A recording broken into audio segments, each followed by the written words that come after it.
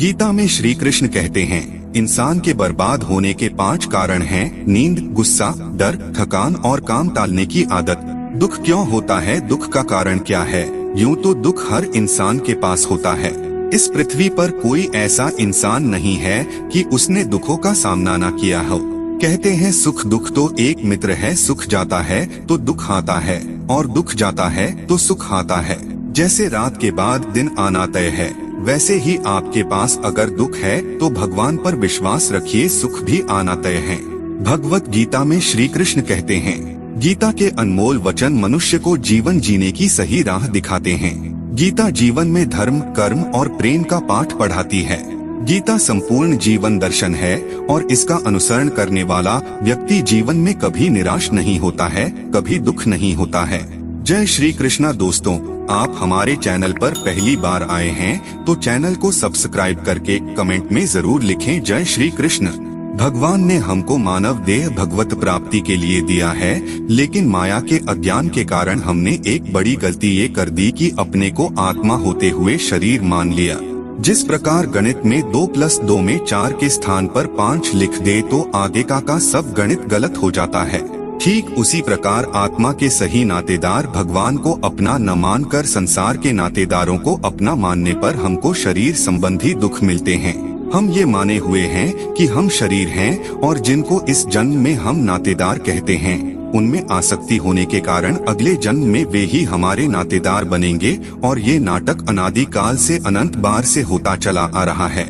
भगवान की बहुत कृपा है कि वे पूर्व जन्म का भूला देते हैं, अन्यथा संसार में सर्वत्र लड़ाई झगड़ा शुरू हो जाए। तो इस प्रकार आत्मविस्मृति के कारण हम शरीर संबंधी सुखों के पीछे भाग रहे हैं।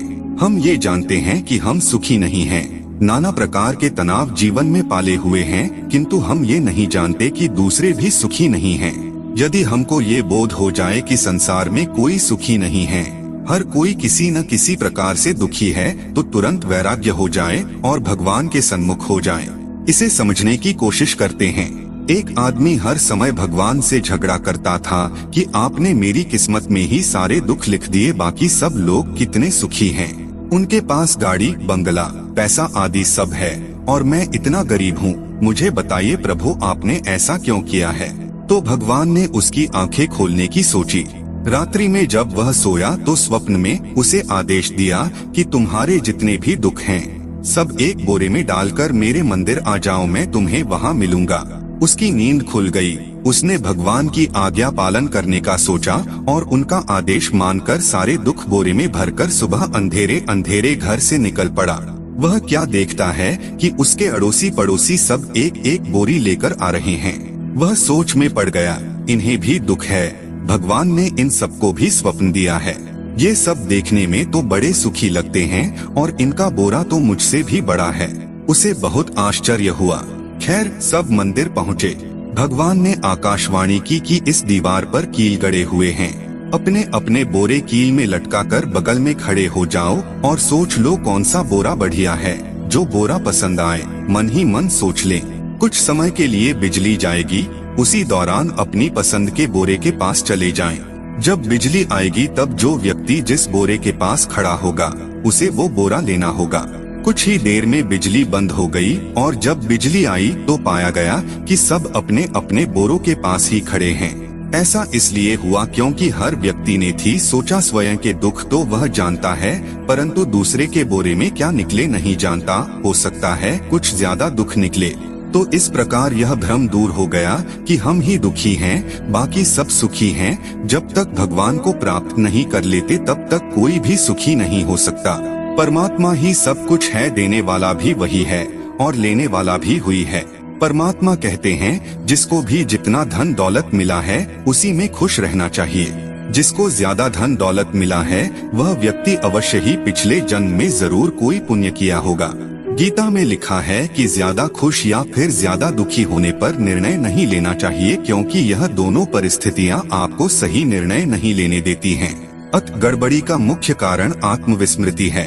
ये गड़बड़ी तब ठीक होगी जब हम निश्चय करेंगे कि मैं शरीर नहीं आत्मा हूँ, तब आत्मा के सुख के लिए प्रयत्न करेंगे। हम चूने के पानी को मथ रहे हैं और मक्खन निकलने की आशा कर रहे हैं, इस बात से अनजान हैं कि मक्खन तो दूध दही से निकलता है। हम गलत जगह कोशिश कर रहे हैं। लेकिन मानव देह का महत्व समझते हुए अब भगवान को पाने के लिए तीव्र प्रयत्न करना होगा। भगवान तो हमारे अंदर ही हैं। सिर्फ मन से उन्हें प्रेम करना है, वो दिव्यानंद हमें प्राप्त हो सकता है और मानव देह सफल बना सकते हैं। हमने अपने जीवन में हमेशा बाहर की परिस्थिति को दोष दिया है। जीवन भर कभी परिवार वालों पर, कभी मित्रों पर, कभी परिस्थिति पर दोषारोपण किया, किंतु कभी अपनी जिम्मेदारी नहीं मानी। हमारी भक्ति करने की अंदर से ही इच्छा नहीं है और हम परिस्थिति को दोष देते हैं। कोई भी परिस्थिति हमको बुरा कार्य करने को प्रेरित या पापात्मा नहीं बनाती है, बल्कि पाप करने की मंशा हमको पापात्मा बनाती है। परिस्थिति हमको बनाती नहीं है, वह हमारी आंतरिक इच्छाओं को व्यक्त करने का अवसर देती है। परिस्थिति को ठीक करने के लिए हमको अपने मन से युद्ध करना होगा। अंदर मन को ठीक कर दिया तो बाहर की परिस्थिति अपने आप ही ठीक हो जाएगी। भक्ति में उधार नहीं करना चाहिए। अपने मन को नियंत्रण करके भगवत भक्ति में जुट जाना होगा। संसार को दोष देना व्यर्थ है, क्योंकि संसार ईश्वर का रूप है। ईश उपनिषद के प्रथम मंत्र के अनुसार भगवान ने संसार बनाया ऐसा नहीं है, वरन भगवान ही संसार बन गए। जैसे मकड़ी अपना जाल बनाने के लिए धागा अपने अंदर से निकलती है, अर्थात मकड़ी स्वयं धागा बन जाती है। वैदिक फिलॉसफी के अनुसार भगवान ही संसार के निमित्त एवं उपादान के कारण है। सुनिए भगवत गीता में श्री कृष्ण ने क्या बोला है।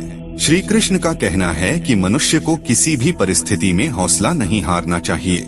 जब तक आपकी सोच और विचार अच्छे नहीं हो जाते, तब तक आपके अच्छे दिन नहीं आते हैं। भगवान ने संसार बनाया और तत्व भी वे ही बन गए। संसार भगवान का ही रूप है। भगवान का रूप होने के कारण इस संसार में कोई त्रुटि नहीं है। संसार बिल्कुल ठीक ठीक बनाया गया है, इस लक्ष्य से कि जीव अनादि काल से मायाधीन है, दुख पा रहा है तो ठीक ठीक उन्नति करके मायातीत हो जाए। परंतु लोग प्रश्न करते हैं कि यदि संसार भगवान का बनाया हुआ त्रुटि रहित है तो फिर मनुष्य को दुख क्यों है, तरह तरह की बीमारियां क्यों हैं? हमारे जीवन में कष्ट और दुख की परिस्थिति इसलिए आती है कि हम उसका सामना करते हुए अपनी उन्नति करें और जीवन में सफल बने। यह समझे रहे कि जीवन में सफलता चालाकी से नहीं मिलती, बल्कि सहनशीलता, नम्रता, निष्ठा, कर्मठता, स्वच्छता और अपने अंदर का साहस बढ़ाने से मिलती है।